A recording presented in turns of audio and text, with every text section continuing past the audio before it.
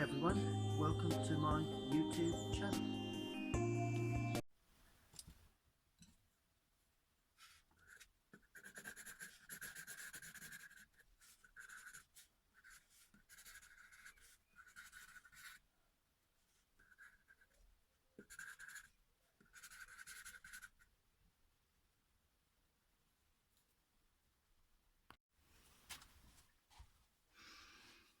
Hi everyone, it's another one of my what I call lockdown videos, specifically for the younger generation and school children and of course anyone that's looking to learn how to paint in acrylics, and especially for all the pupils at Thriftwood School.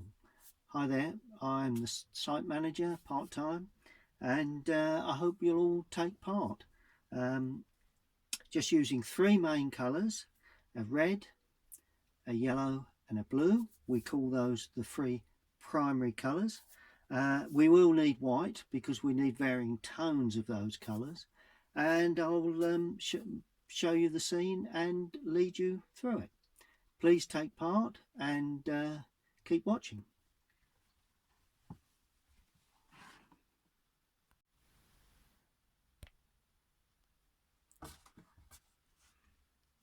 Okay, well there's the subject in hand. It's an actual, we're going to have snow-capped hills in the background, a lake and a small waterfall.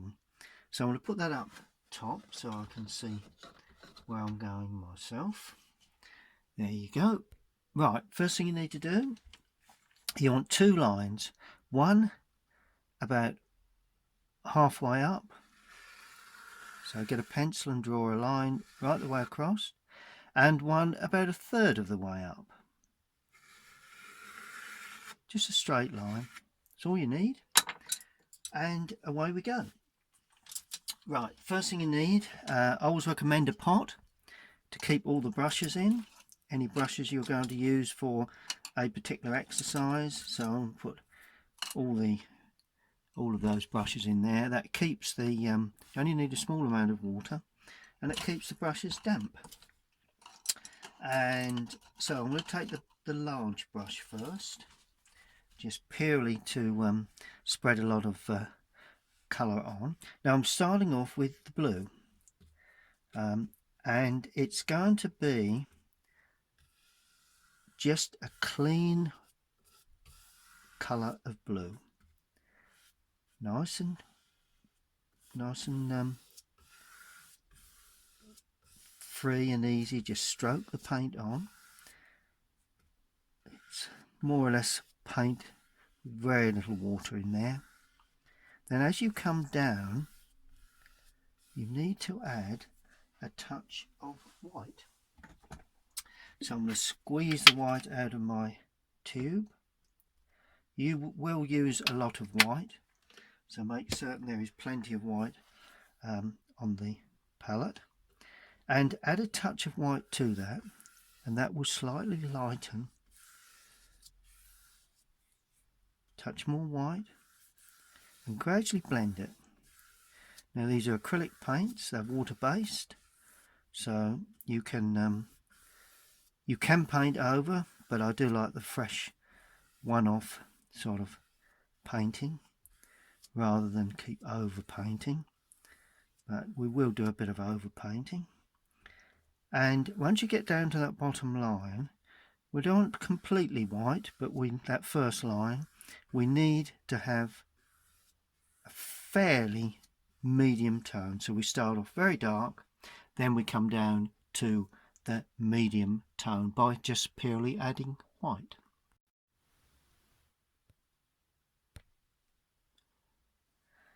Okay, now the next stage is a little bit more white in the mix to get a slightly lighter blue at that point where that line is. There we go. So it's just really a lot more white in the mix. So we should be able to see the difference between where the sky in effect finishes and the water begins for the lake. Then we add a little more blue to make a slightly darker colour again. So it's a good exercise in mixing varying tones of blue, in as much as at the top is pure blue, then we come down to a slightly lighter blue, then we go back to a darker blue again. That's all you will need. Trying to keep that fairly straight along there, but that's, you know, that's one of those things that I don't know whether really makes a big difference. And that is the final stage of putting on our first underpainting. So we started off with very dark blue, then we added a bit more white, then we stopped, then we mixed more white to the blue to get a lighter bluey shade, then we put in a bit more blue and ended up with a slightly darker colour. Just try and make that line straight across there. So we've got 3 tones there of blue, and as I say, it's good mixing exercise, and we just allow that to dry.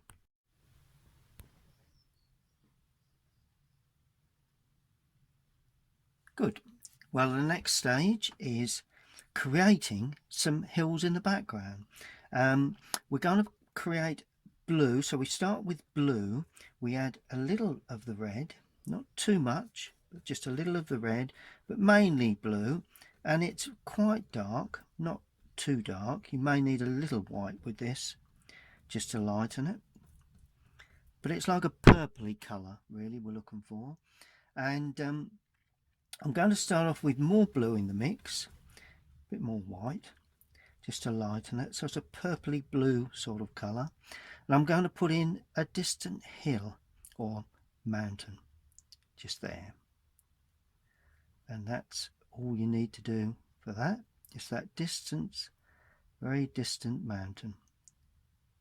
Try and make it rather rugged so it's not too pointed. Okay, then we come forward a touch by adding a little more red to the mix, perhaps bringing it a little darker, a little warmer, and we're putting another hill in, and that overlaps that one. It's more of a mountain really, small mountain range. There we go.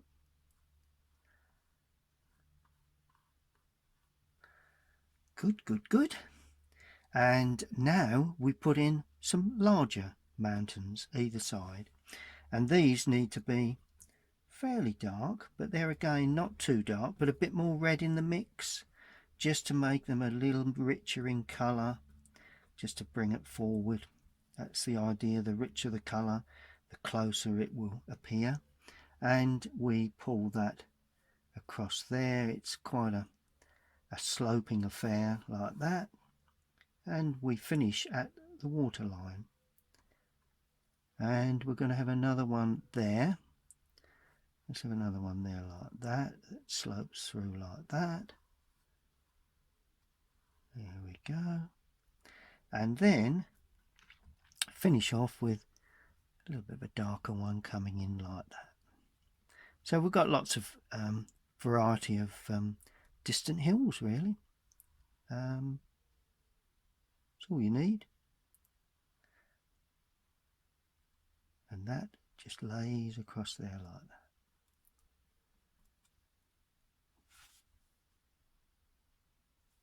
Good. Just want to bring up that one in the distance a little taller. So what I'm going to do, well, we can leave that till later probably. Okay, so that's the next stage. It's the distant mountain range.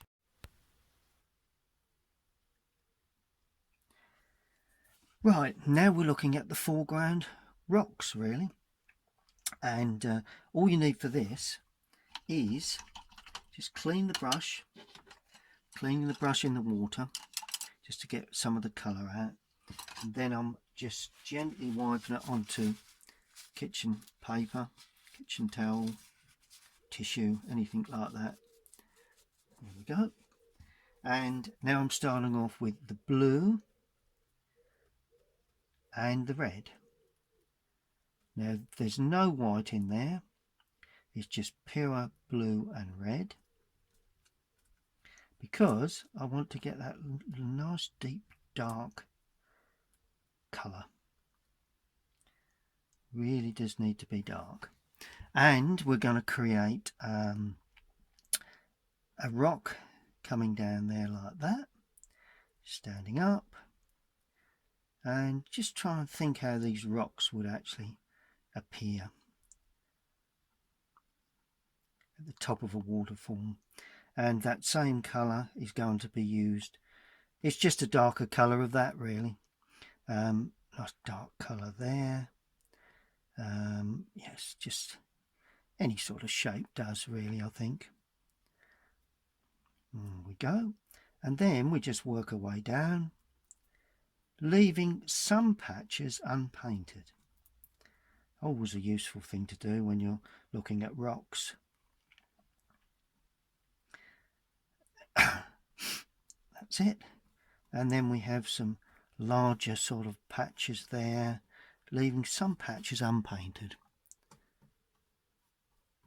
Bit of blue in there. That's it. Create the rocks later on.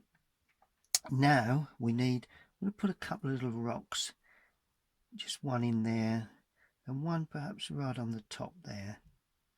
A couple just on the top there. We'll see how they go. And then, as always, we need just to allow that to dry.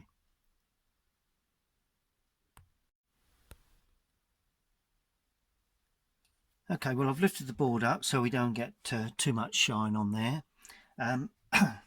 Now I'm mixing the red and the blue together again, putting a bit of yellow with that, because that will give us a slightly different, more of a greeny dark blue. And I'm going to put in, let's put in a bit of extra, just touching in some little touches of green here and there, just to give it a bit of interest, really. Just dot around like that in amongst the rocks, because you quite often get these little glimmers of green colour on rocks quite often. And I'm just dropping them in pretty random, really. A bit of foliage, just use the brush on the side and just chip it up like that. That shows a bit of undergrowth, the base of the Good. Well, this is where the fun bit comes in, because we're going to put in some a little bit of snow on the top of the mountains in the distance. So all you need for this is the white, no water, and let's start off with the distant one. And you can create snow-capped peaks just by bringing the paint down like that. Stroke it down, and all of a sudden those peaks have snow. You could create another smaller one somewhere else if you wish, and don't cover the complete area. And I'm going to put a bit of snow onto that one, a little bit of snow onto that one, just a touch onto that one. Some little bits dotted around at the lower levels. In the valley you may have had just a bit of snow. And all of a sudden you've got your mountain range standing out very, very nicely in the distance. And it can be treated quite simply. You know, it doesn't have to be too... just bring that one across a bit more. There you go. And quite often you have little shades just running down the hillsides. But overall, that to me is let's make that one just a little taller. The good thing about this, you can make them as tall as you wish, which is quite often the case. You have varying sizes of them. Good. And what we will do, I'm going to make this quite a tall snow cap, and this one even taller, just for a bit of fun, just so as you get used to painting these snow-capped mountains and hills. And it comes down the valley like that. Good. So that's that. Just blend that just a touch more so as we can see that it sweeps down. There you go. Sweep it down. That's the nearer one to us. Good, good, good. Okay. Now that's just beginning to dry very nicely. So now we've got to get in the we're going to put some trees associated with these areas either side of rocks. So all we need to do for that is start off with the blue, add the red, so it's blue and red, to create a nice deep dark colour. Got to be quite dark, probably the darkest colour that you've got on your paper. And let's see, where shall we have a tree? All you do to produce a tree, you just pull that down like that, and we'll slide off up into the sky like that. There we go. Pull that down. We're going to have, let's have another one there. Oh, we've got a bit of yellow in there. That's lovely. Leaves a bit of green. There we are. Well, that was a mistake, but it's what they call a happy accident. Quite often they do happen. Not that often to me, but there you go. And the lighter shade is on the right hand side. Now we come to this area here. Now there's going to be one major trunk there, so it's going to be put in right nice and thick, nice and solid, and that also leans in just like that. And we're going to have some smaller ones. Just flatten the brush and just bring up some little areas of tree work there. There we go. That's good. That's lovely. And let's have a look. Okay, and I think that's probably sufficient for that particular stage.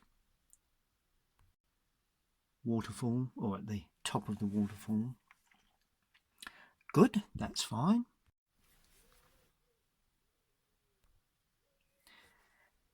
Now I'm going to use some smaller, a smaller brush with the same paint on to try and get the feeling of branches, really. Just heading out. These are initially the larger branches. This one's going to cut straight up, so this is going to be quite a, it's going to be a double branch there. There we are. Just sweep that on. We're not being too fussy with this, and that swings down like that. That's brilliant, excellent stuff. A little darker, so more blue there in that lower part there and there. See the way you get shape if you put dark colour onto one edge and light onto the other. So plenty of paint, just paint it through.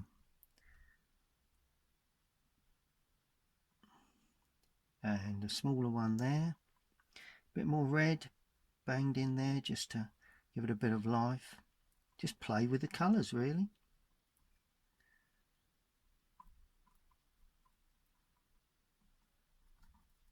It goes out of picture. Okay, we'll allow that to dry for a moment. Okay, now I haven't used this before. I'm going to use a very small thin brush now, just purely to get the smaller branches. So I'm using the same mixes, the same colours, blue and a red, mixed together to give me some real dark colour, and that will give me the opportunity to paint in some smaller branches. Branches generally are thicker where they meet the tree, and they're somewhat thinner. Just extend that. I don't want any of these trees to be running, stopping before they go out of picture. There you go. So right, that just sweeps through. Just sweep these branches on, because that's the key to a tree, is getting the branch shapes correct. That's all you need. Probably let's just have a wider branch coming off there, just to cross over that. Good.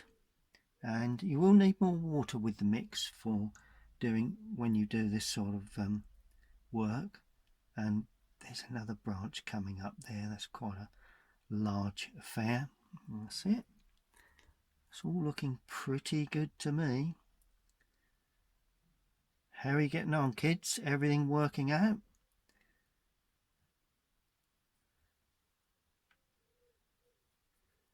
Just going to paint in another handful of sort of spiky areas that quite often see at the base of trees. One, two little spiky areas with a little bit of blue, a little bit of red in there too. Always a nice thing to do.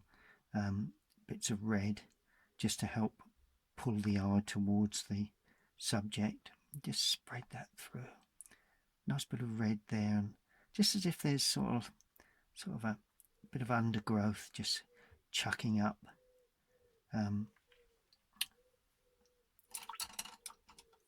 Grasses. Good. So that's that. Now I'm going to pick up my, out of the water, my medium flat brush like that, and for the next session will be to make the water fall down the fall. Now you pick up your white, and with the flat brush you leave a small bead of dark colour, then you pick up, just drag the white down, small bead of dark colour left.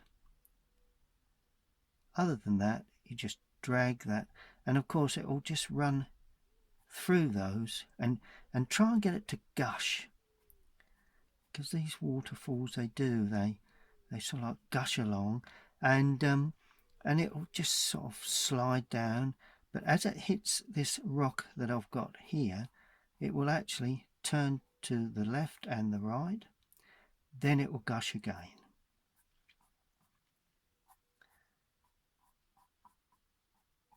And that, to me, beginning to look like a waterfall. Just keep it nice and straight along there. Bit of a gushy feel there, where it just tucks back in. Don't want to lose too much of the blue. And then all we need to do now is to put in the highlights on our rocks and trees, and that really is a very light purpley white, really. Don't want to be too dark with this. And where would we see the light? Well, with the light coming from the back, you would see a touch of light on a rock there, perhaps on the tops of those rocks. Certainly on the top of that rock you would see a touch of light. And this will determine the shapes of your rocks.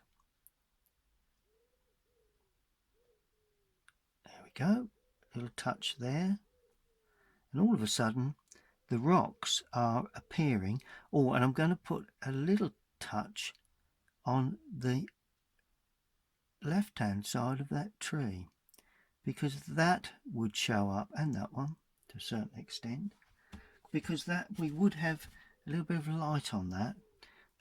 Also have a little bit of light on that one too, mainly in the lower area. I'm not going to do too much to the top, and then maybe a touch of white there, touch of white, that real clean white in places,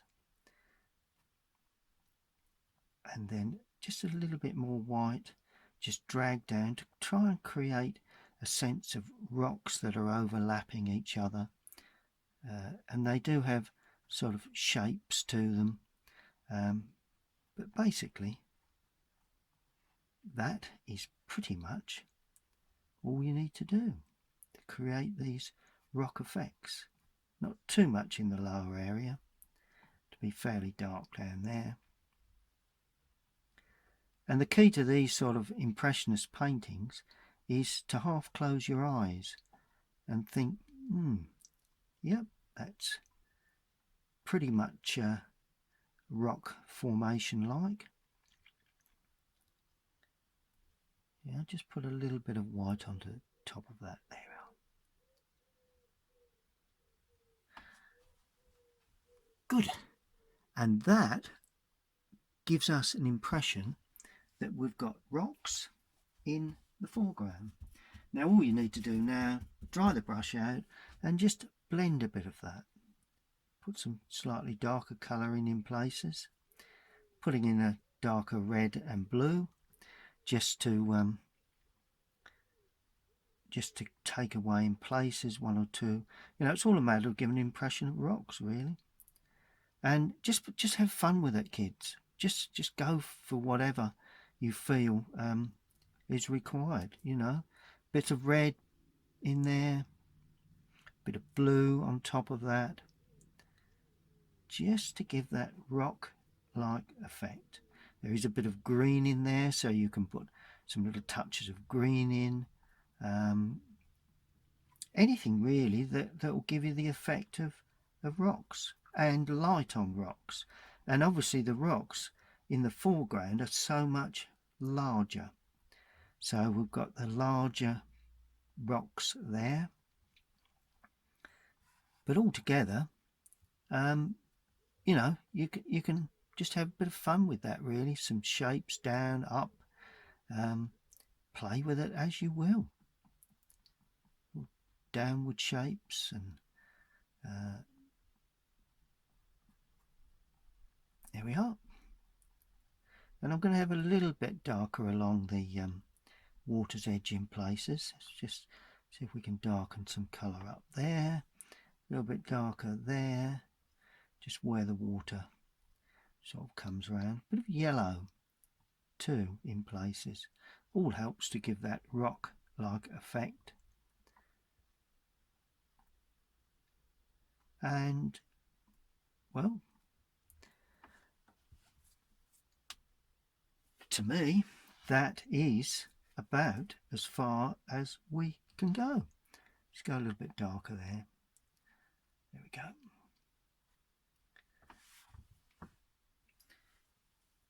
Good. Okay, well, I've removed the tape around the outside edge. As you can see see the subject just that little bit clearer. And just a couple of other little touches I'd like to put in, just a little bit of darkening within this water. Just want to flick in some darker, because there would be quite darker areas of water. Looks a bit flat, so I'm just popping in some little darker touches here and there, just to give added water movement, really. Good.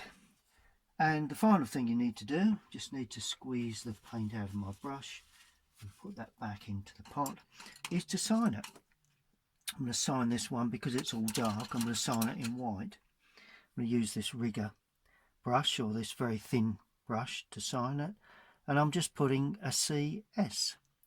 Let's go this side, shall we?